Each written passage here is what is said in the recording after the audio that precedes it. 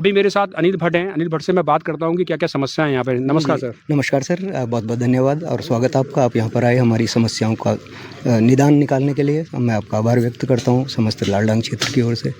वास्तव में तो ये समस्या जो रोड की आप लेकर आप तो बैग लटकाए हुए हैं, कहीं जा रहे हैं क्या? मुझे कोटद्वार जाना अच्छा, था। कोटद्वार। फिर तो आप तो फिर बहुत प्रॉब्लम में है, क्योंकि मैं तो उस रोड से अभी आया हूँ, तो मुझे पता है उसमें कैसा लगता है। और मैं तो अपने आप को, ये जो हमारे बड़े हैं, आदरणीय हैं, इन लोगों की कठिनाइयों को देख के हमें अपने आप को तो लगता है कि इन्होंने किस तरह यहाँ पर जीवन यापन कर दिया। इस गांधी चौक पर जहाँ पर हम आज खड़े हैं, आप एक बार कैमरा चारों तरफ घुमाइए, जितनी सुनसान यहाँ पर है। अगर ये सड़क बन जाए ना, तो ये आप समझिए कि इतना कंजेस्टेड हो जाए, चहल पहल, पूरा डेवलपमेंट हो जाएगा यहाँ पे, बहुत ज़्यादा डेवलपमेंट हो जाएगा। अब दूसरी सबसे बड़ी बात है कि हमारे आप हिंदू, आप लालनाग में रहते हैं? हाँ, मैं रहने वाला लालनाग में। लेकिन इस रोड से क्या क्या आपको दिक्कत आती है, खुल के बोलिए सर। सबसे ज़्यादा समस्या यही है, एक स्त्री अगर विवाहिता होती है तो आप उसकी सबसे बड़ी इच्छा क्या होती है कि वो माँ बने। ये हमारी माँ है ये रोड। अगर ये बन जाए तो इसमें ये जो इस क्षेत्र की जितनी भी जनता है, वो सब कितना उनको, एक तो उनका इधर का समय जो नजीबाबाद जाने में, जो हरिद्वार जाने में, हालांकि देखा जाए तो हमारा जो मुख्य कार्य है वो हरिद्वार से है, लेकिन कोटद्वार भी हमारा बहुत निकटवर्ती है। और कई चीज़ों के लिए हमें, विद्यार्थियों को अगर कोई पढ़ने जाना चाहता है, डिग्री कॉलेज कोटद्वार में चिकित्सकीय सुविधाएं हैं, वहाँ पर हमारे आयुष्मान कार्ड पे इलाज होता है, तो लोग जाना चाहें तो उनको कई होता है। जैसे हमारे भाई साहब ने बताया, जाते जाते ही मर जाएगा। और होता है, अभी आप सर्वे करेंगे रोड का, आप देख लीजिएगा, पूरा दिखाऊंगा। देखें, बिल्कुल बड़ी बुरी विकट स्थिति है।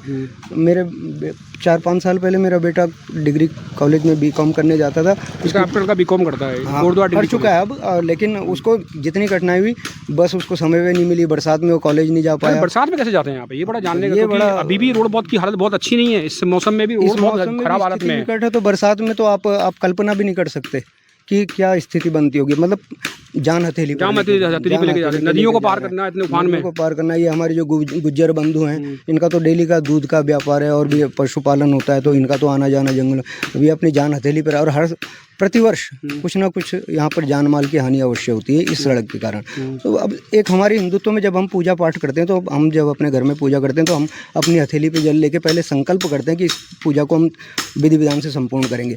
पार्टियों का क्या, अगर हम कहें कि फलां सरकार से मतलब नहीं है, संकल्प और इच्छा शक्ति का। राजनीतिक यहाँ पे देखो, नहीं, इच्छा शक्ति का आंदोलन चल रहा है ना, उसमें किसी भी राजनीतिक व्यक्ति को वहाँ पे शामिल नहीं कर रहे हैं। ये जनता का आंदोलन, जनता के लिए, जनता राजनीतिक पार्टियों को ये सोचना चाहिए ना कि जनता क्यों आंदोलन पे आ रही है।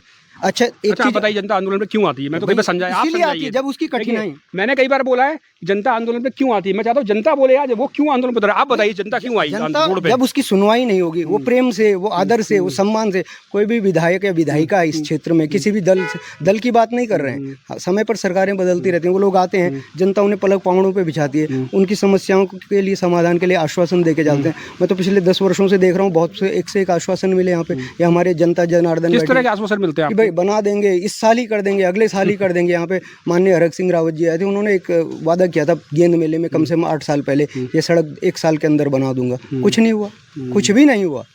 तो लोगों को बेवकूफ़ बनाना, हमने कहा ना, संकल्प कीजिए, संकल्प से सिद्धि होगी। अब राजनीति पार्टी, अगर ठीक है हमारी विधायिका हैं, वो विपक्ष में बैठते हैं, क्या उनकी बात को नहीं सुना जाएगा?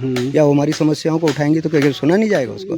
लोकतंत्र में सब सुना जाता है, फिर क्यों नहीं सुना? तो लोकतंत्र बोलते हैं। अब अच्छा, एक बात बताइए, क्या जरूरी है कि हर आंदोलन, हर क्रांति के पीछे रक्तपात होना आवश्यक है? क्या कोई यहाँ जब मरेगा मारेगा, क्या तभी जब सुनवाई? वो शांतिपूर्ण चल रहा है, शांतिपूर्ण चल रहा है ना, लेकिन चीजें नहीं। आप किसी के धैर्य की परीक्षा कब तक ले सकते हैं? या कब तक किसी आदमी का, अगर मान लिया 10,000 लोग हैं, 1 लाख लोग हैं, एक का भी धैर्य चूक गया, तब क्या करेंगे? आप क्या करें? बल प्रयोग करेंगे, उससे मामला और खराब होगा। तो वो स्थिति ना आने देना, वो आती है। जब ऐसा नहीं है कि जनता में बहुत ताकत होती है, मैं बताऊं, नहीं तो जनता सब कुछ बदल सकती है। जनता ने ऐसा करके दिखाया है पहले, और ये समय दोबारा आने वाला है। ये रोड जरूर बनेगी, मैं आपसे कह रहा हूँ, थोड़ा बन जाए तो अच्छा है। अब मतलब ऐसा नहीं है, हम कहते हैं जो इस क्षेत्र के जो प्रशासनिक अधिकारी हैं या राजनीतिक व्यक्ति हैं, इस सड़क पे आते जाते होंगे या नई जगह हैं, तो जाके देखें एक बार, अपने आप ही उनको आभास हो जाएगा कि लोग क्यों परेशान हैं। और आज से नहीं, 70-70, 80-80 साल से परेशान है। बस उनको आश्वासन के लड्डू खिला देते हैं, वो खुश हो जाते हैं बेचारे, फिर आते हैं, फिर अगले साल। शासन से आप क्या अपील करना चाहिए? शासन से तो यही अपील है कि क्यों नहीं सुनी जा रही बात। अगर कोई वित्त का अभाव है, तो उसके लिए सरकार को कहा जाए। अगर सरकार के हाथ बंधे हुए हैं, किस कारण से बंधे, क्या उनको माननीय सुप्रीम कोर्ट की वजह से या किसी अन्य कारणों से अगर वो, तो उसका भी समाधान। 80 साल की एक लेडीज है, बीपी पेशेंट है, मुझे कल मिली थी धरने में। उन्होंने बोला अगर रोड बनाने की पैसे की कमी है तो मैं 1 महीने की पेंशन दे दूंगी। बिल्कुल, हम भी तक कहने को तैयार है लोग कि रोड बना दो बस किसी तरीके से। ऐसा है माननीय वर्ग की, अगर आर्थिक रूप से प्रत्येक व्यक्ति अपने जो उसकी आर्थिक स्थिति के अनुरूप वो जो सहयोग करना चाहता है देने को, तो मैं भी तैयार हूँ, प्रत्येक व्यक्ति तैयार है।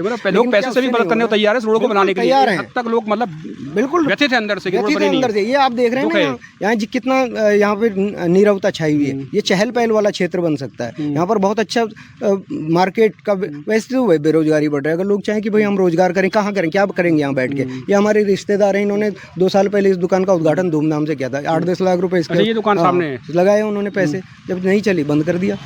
क्या करें, अगर ये रोजगार चल रहा होता तो उनको। अगर आपको लगता है कि अगर रोड बन जाएगी तो यहाँ पर रोजगार आएगा, विकास आएगा, पर्यटन आएगा, सबसे बड़ी बात पर्यटन भी बढ़ेगा। लोगों के लिए जो समय सीमा है वो कम हो जाएगी, तो लोग जाएंगे। 47 किलोमीटर बचेगा। बिल्कुल, क्यों नहीं बचेगा। हरिद्वार जाना है तो ये तो ठीक है कि ये रोड सही हो जाए, आदमी समय से पहुंच जाए।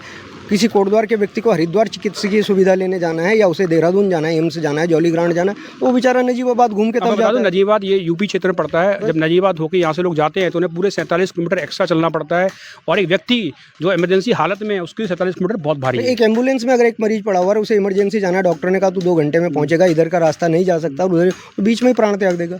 बहुत जरूरी है, बहुत समस्याएं हैं।